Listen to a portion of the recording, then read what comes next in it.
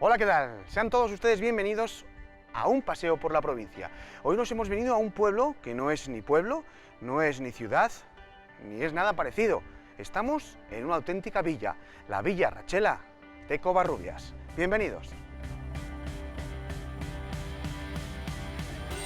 Y por aquí, por uno de los lugares más típicos de Covarrubias, son estos soportales que tenemos históricamente muy famosos en Castilla. Tenemos con nosotros en esta plaza al señor alcalde, joven y guapo como ven. Óscar Izcara, muy buenas. ¿Qué tal, Gerardo? Bueno, pues encantados una vez más de estar aquí en este bonito pueblo, que no es ciudad ni pueblo, sino villa de Covarrubias, ¿no? La Villa Rachela de Covarrubias. Casi eso es. nada, ¿no? Aquí estamos desde hace 10 siglos, en Ah. la comarca de La Arlanza, a 20 kilómetros de la Nacional 1, a 20 kilómetros de Lerma, que es pues digamos la cabeza de comarca, a 18 kilómetros de Santo Domingo de Silos, tres localidades que conforman el Triángulo de la Arlanza de obligada visita para todo aquel que venga a la provincia de Burgos. Histórica, además, ya no solo hace 10 siglos, sino estás hablando de lugares indispensables en la cultura castellana, ¿no? Sí, estamos hablando que somos tres localidades en esta zona de Burgos que recibimos cientos de miles de visitantes al año. Es una zona turística y que gran parte de los ingresos y de su industria es el turismo. ¿Cuánta gente vivimos aquí? Pues bueno, tenemos un censo que oscila entre 600, 650, 550, bueno, va oscilando, depende de las temporadas del año y sobre todo con el tema de la crisis también ha afectado a la zona rural y bueno, pero ahora rondamos los 590 censados y viviendo durante todo el año en invierno, que es donde se está, Duro invierno castellano. donde se está bien en los pueblos y donde realmente se puede contabilizar la gente que vive, alrededor de 430 habitantes. Bueno, no está mal, estamos hablando de una localidad ya media para lo que es Sí, esta región, ¿no? Sí, es curioso que la gente dice, Covarrubias es muy grande. Bueno, no es muy grande, mucho más grande Lerma, es más grande que Santo Domingo de Silos, sí, pero es mucho más pequeño que Salas. Es una localidad muy proactiva, que tiene muchas actividades, sale mucho en los medios y puede dar esa sensación de que tiene una población mayor, pero no. Uno de los pueblos más bonitos de España. Sí, estamos Recientemente, así. ¿no? En el año anterior hemos entrado a formar parte de esa red de los pueblos más bonitos de España y pues también hablábamos antes del turismo, pues evidentemente Covarrubias es una localidad turística. ¿De qué vivimos aquí? Pues ese turismo es la principal fuente económica, la principal fuente de ingresos porque genera empleo. Luego, pues bueno, aparte de las características arquitectónicas de Covarrubias, pues tiene mucha vida. ¿Eso que implica? Que familias, que gente que emigró en su día a buscar trabajo, pues vuelva a Covarrubias en las temporadas de vacaciones, en los puentes, y rehabiliten esa casa de su padre, de su abuelo. Que se está haciendo un trabajo enorme, ¿no? En este sentido también. Pues sí, porque al final tenemos varias empresas que se dedican a la construcción, pequeñas empresas que están afincadas aquí en Covarrubias y pues bueno, tienen trabajo, no han parado de rehabilitar todas esas casas, esos edificios y al final pues bueno, vemos que el turismo, la actividad que se genera en Covarrubias genera empleo no solamente en el sector turístico, sino que también en el sector de la construcción. Muchísimo artesano, obviamente jubilados y trabajadores de la tierra. Sí, es curioso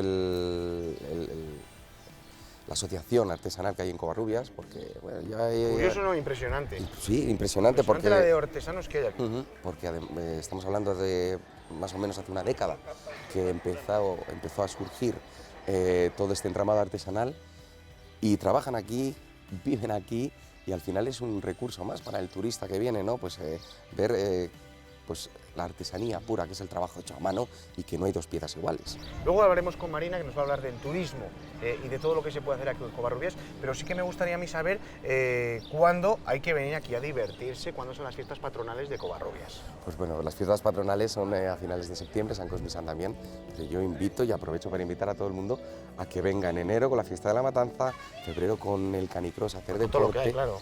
Con todas esas actividades que generamos a lo largo del año, que bueno, pues vamos desde la cultura hasta la gastronomía, pasando por el deporte. Es una localidad muy proactiva, con un tejido asociativo brutal, digno de elogiar, sí, y eso hace que desde la administración municipal, incluso desde las diferentes asociaciones, estemos todo el día haciendo cosas. Una ruta bonita. Siempre nos gusta, siempre que estamos en un pueblo, que nos digan una ruta que se puede hacer. Aquí ya nos has dicho una, que entre Silos, Lerma y eso, pero una ruta así de montaña bonita. Bueno, Arlanza, si es que tenemos las Arlanza, esos sabinares preciosos, ¿no? Tenemos uno de los mayores sabinares del mundo. Toda esta zona de la Arlanza es uno de los mayores sabinares del mundo. Con piezas de 2000 años, con sí, árboles de 2000 años. Tenemos que tener en cuenta que parte del entramado del monasterio San Pedro de Arlanza estaba hecho con sabina, con maderas de los alrededores. Entonces, es el monasterio del año 900, y para hacer rutas tenemos la ruta del Cid Campeador, que nos atraviesa por Covarrubias desde Vivar del Cid. O la ruta de San Olaf. O la ruta de San Olaf, mucho más, digamos, internacional, porque viene desde Noruega. Entonces, hay rutas marcadas, están los GRs también señalizados, y rutas a caballo, también tenemos una empresa de turismo activo. Entonces, el que le guste pasear, tiene para pasear; el que le guste ir en bici, tiene para ir en bici; el que le guste correr, tiene para ir a correr. O sea, tenemos mucho material que ofrecer en ese sentido. Pues Óscar, has hablado de Noruega, así que me voy yo a ir a la colegiata, que nos van a hablar también de Noruega, porque aquí tengo mucho que ver, ¿eh? Así que nada, a tus quehaceres te dejo. Gracias. Hasta luego.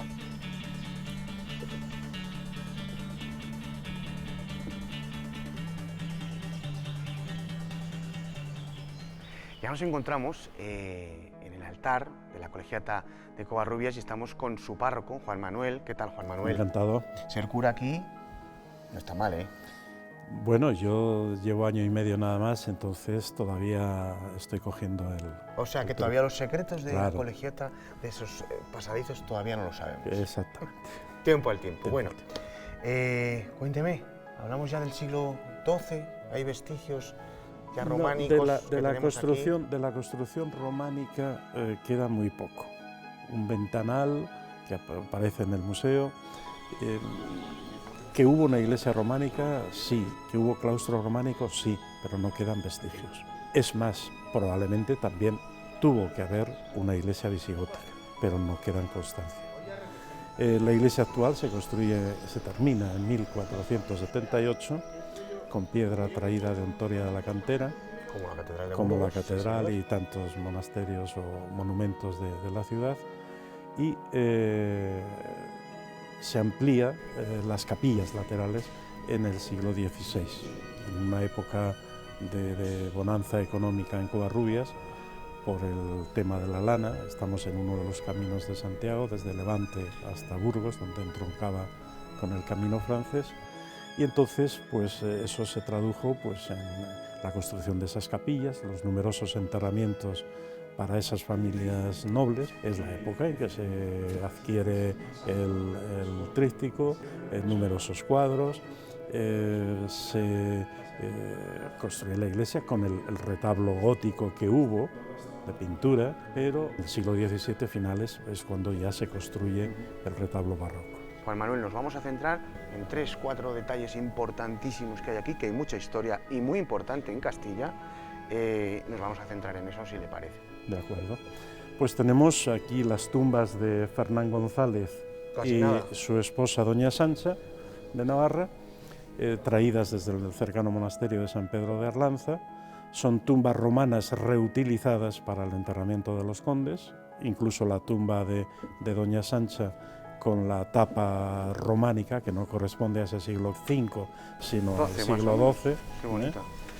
En la iglesia, además de esto, pues convendría fijarse en el órgano de 1642, aunque en el siglo, ya a principio, 1704, al principio del XVIII, se le incorpora la trompetería horizontal típica barroca de estos órganos ibéricos, y la particularidad de que sigue con su estructura original, sigue funcionando. Vamos a pasar al claustro, donde fundamentalmente nos podemos detener en la tumba de la princesa Cristina de Noruega. Y hablamos de Cristina, ¿y qué tiene que ver Noruega con Covarrubias? La tumba de doña Cristina. La princesa Cristina de Noruega, podríamos decir primera embajadora del turismo nórdico en España. No hay constancia, creo, de que estuviera en Covarrubias, pero se casa con el hermano de Alfonso X el Sabio, el infante don Felipe, y don Felipe era abad de Covarrubias, abad no clérigo, laico, y entonces se casan en Valladolid en 1258 y se van a vivir a Sevilla. Entonces allí murió a los 4 años de casada, parece que sin descendencia, hasta que bueno, esto había quedado ahí en penumbra, en la leyenda, hasta que, por decirlo así, el primer dato fundamental y escrito de su presencia, de su enterramiento en Covarrubias, aparece en 1952, cuando el sacerdote que estaba aquí entonces descubrió en el archivo un documento del siglo XVIII, pero vamos, un documento al fin, que decía que aquí estaba enterrada la princesa. Entonces dedujeron que esta era la sepultura, porque es del siglo XIII, por sus dimensiones, su longitud. Cuando años después levantan la tumba, se ve que es efectivamente una mujer alta, medía unos 72, joven y rubia. Entonces dedujeron que era ella. Los mismos vestidos que tenía son del siglo XIII, algunos trozos están aquí en el museo, otros en Noruega y otros que parece que se han perdido y no hay constancia de lo que quedará dentro. Tenemos aquí un tríptico que también es una obra divina, ¿no? Correcto, es quizá lo más representativo de Covarrubias, por lo que es más conocido hasta ahora, el tríptico de la adoración de los reyes. Es del siglo XV, finales del XV o primeros años del XVI, atribuido a Gil de Siloé, pero bueno, hay otros que dicen que es del maestro de Covarrubias, pues para poner un poco en valor a ese artista que pudo hacer. Tiene una clara influencia flamenca, sobre todo en las figuras centrales del mismo, la cara de la Virgen, su frente despejada, el cabello rubio rizado, volumen del manto, muy característico del flamenco. Está hecho en madera de roble, que apoyaría el dato de que pudiera ser obra de Gil de Siloé, que era el único artista de taller en Burgos que trabajaba en el roble, que es característico de los flamencos. Pues Juan Manuel, ha sido un placer enorme que nos haya dado esta clase de historia de esta colegiata y nada, decir a todo el mundo que venga, que aquí hay unas visitas guiadas de 2 horas en las que van a disfrutar muchísimo, ¿verdad? Un placer. Encantado. Me sigo, que todavía queda mucho por ver. De Gracias, acuerdo. hasta ahora. Bueno, pues ahora estamos con Marina, que es técnico de la Oficina de Turismo y estamos en una zona idílica también de Covarrubias. Hola, Marina. Hola. Porque también esta plaza tiene historia. Anda que no tiene historia con el crucero y sobre todo con la torre de Doña Urraca, ¿no? Sí, el torreón de Fernán González, que conocen también popularmente como torreón de Doña Urraca, pues es probablemente el vestigio más antiguo que se conserva todavía en Covarrubias, ya que es una torre del siglo X, aunque luego tiene modificaciones que son posteriores, pero... 1000 años, casi eso nada. es. Pero yo quiero que me digas, Marina, sobre todo, ¿de qué estamos hablando en Covarrubias? La historia que tiene esta villa. Covarrubias tiene una historia muy rica, tanto el entorno donde se tienen, pues en la ermita de Mamblas o en la de Redonda se han encontrado restos celtíberos, restos romanos, incluso aquí se dice que el Torreón y la Colegiata tienen fundaciones que son de edificios que han existido anteriormente romanos. Pero hablamos sobre todo de una historia que empieza oficialmente, digamos, en el siglo VII, cuando el rey visigodo Chindas Vinto ordena la construcción de un pequeño monasterio que posteriormente se convertirá en la Colegiata de San Cosme y San Damián. Y tenemos luego ya pues, monumentos como el Torreón del siglo X, restos de la muralla que datan de la misma época, un archivo del siglo XVI, restos de la antigua casa palacio del conde Fernán González, estos cruceros que tenemos 2 en el pueblo del siglo XVI, un rollo jurisdiccional de la misma época. Vamos, en el pueblo tenemos 8 BICs, 8 bienes de interés cultural, o sea nada, que no nos Casi podemos nada. quejar. Luego la arquitectura popular obviamente es una de las más bonitas de Castilla, con esas casas, con esos adobes y esas maderas, ¿verdad? Por ejemplo, esa casa es de hace 5 siglos, Sí, casi nada. la casa de Doña Sancha, la más antigua de Covarrubias. Hay que tener en cuenta que el casco histórico de Covarrubias se decretó conjunto artístico histórico en 1965 y eso nos ha ayudado y mucho a poder preservar esta armonía y cierta homogeneidad dentro del casco. Por eso pues, es un pueblo muy bonito. Uno de los pueblos turísticamente más visitados de toda la provincia de Burgos. Cuéntame el porqué. ¿Qué actos podemos venir aquí durante todo el año a disfrutar de esta villa de Covarrubias? Hombre, Covarrubias no solo es un pueblo muy bonito y con mucha historia, pero también tiene gente muy activa y eso es lo que ayuda a mantener el pueblo vivo. Lo sabemos, desde las amas de casa hasta toda la gente que se involucra en la Semana Santa. Bueno, háblanos tú, que claro. Sí, sí, sí. Aquí hay varias asociaciones, ya no solo el CIT, el Centro de Iniciativas Turísticas, sino muchas asociaciones más pequeñas y sobre todo muchísima gente de Covarrubias que actúa como voluntarios que ayuda a llevar a cabo pues, tantos eventos como por ejemplo en enero la fiesta de la matanza. Sí, eso hay que venir, además no solo se come pues, lo que son productos del cerdo en la plaza, sino que también se puede degustar vino de denominación de origen Arlanza, que es el vino de aquí, es que no está nada mal. No, no, está muy rico. Luego, hay bodegas aquí muy antiguas. Sí, y muy bonitas. De hecho, la visitable, hay una que es visitable todo el año, que merece la pena porque aunque por fuera pues a veces nos puede parecer como una casa un poco normal, pero por dentro merece mucho la pena verla. Es uno de los pequeños secretos de Covarrubias. Además que funciona.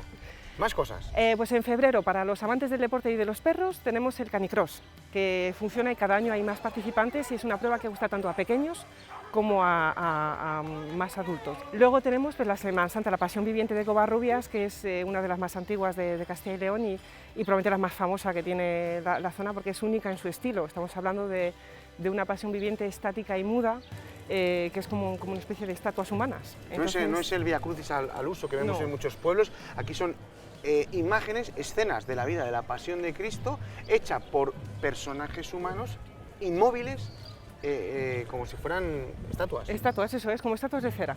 En cuanto se enciende el foco del paso no se puede mover hasta que no pase toda la procesión, porque aquí es la gente la que se va moviendo por la procesión, digamos, y las escenas además se colocan en lugares emblemáticos del pueblo, entonces es algo bastante único y hay que tener en cuenta que los que se colocan en esos pasos son gente de aquí o que veranea aquí, digamos, son chicos, menos mal, gente joven que retoma un poco también esas iniciativas. Sí, porque un Jesucristo de 80 años no me pega. Bueno, sería difícil. Por eso. Y está bien que esas tradiciones se sigan manteniendo y hay que reconocer el esfuerzo de los que lo hacen cada año, pues se consigue sacar adelante y estamos hablando de muchas personas las que se involucran. ¿O nieva? Sí. Como últimamente. Este año los pobres... Y hace 2 o 3 creo también nevó. Sí, yo creo que todos los años les amenaza o este año pues ya sí han tenido que nevar durante la procesión, así que hay que aplaudir y mucho el esfuerzo que hace porque es algo, a mi entender, que es impresionante. Luego tenemos muchas cosas más. En mayo tenemos una concentración de motos, a mediados más o menos, a finales el descenso de la Arlanza, que es un evento de canoas. Después tenemos la Feria de Vinos con Historia, también dedicados a los vinos de denominación de origen Arlanza, con catas dirigidas, catas maridadas, hay muchas cositas que se hacen, se ponen varios stands por el pueblo. Luego uno de los eventos también más famosos que tiene Covarrubias, la Fiesta de la Cereza, en el mes de julio. También durante todo el verano, el mes de junio, julio y agosto, se hace el verano cultural, donde hay muchos conciertos, obras de teatro, exposiciones. Covarrubias ahí saca su lado más cultural durante 3 meses casi, y para un pueblo tan pequeño pues también es de aplaudir. Sí. Luego en octubre una fecha que no puede faltar es Notas de Noruega. Desde hace ya 30 años. Con Noruega. 30 años celebrando las notas en Covarrubias, esos músicos que siguen viniendo de todo tipo, folk, jazz, electrónica, hemos tenido todo tipo de música y siempre cada año parece que se superan. Luego a finales de octubre tenemos la marcha BTT, que también se lleva celebrando varias décadas aquí en Covarrubias y hay que aplaudir el esfuerzo de, como os decía, de la gente del pueblo que lo hace, en este caso la Peña de los Rebeldes, que siempre ha estado ahí. La Mamblas Trail en noviembre, que esa ya es más joven, digamos 3 años vamos a hacer este año. Y finalmente pues ya a final de año con el mercado navideño. Precioso. Y la San Silvestre de la Chela. Es que en esta, fíjense ustedes, aquí un mercadillo es que es maravilloso, con la de artesanos que tenemos en Covarrubias, porque puede haber entre 15 y 20 artesanos, sí, ¿no? unos 10, 15 seguro, 20 igual ya es mucho por la población que somos, pero sí, joyería en vidrio, joyería en plata, alfareros, curtidor de pieles. Un botero, también creo que es de los más jóvenes de España. Tenemos artesanos y artistas también. Sí. Silverius, entre otros. Pues gracias por darnos un paseo anual por todas las actividades que se organizan aquí en Covarrubias. Y nada, darte un besazo, porque yo me voy a ir ahora a esa muralla, a flanquear ese precioso torreón, porque voy a ver la exposición que tienen también durante todo el año de armas de asedio, de la Edad Media, unas joyas que vamos a ver ahora mismo. Me voy a ver a Millán. Sí. Gracias. De nada. Hasta luego.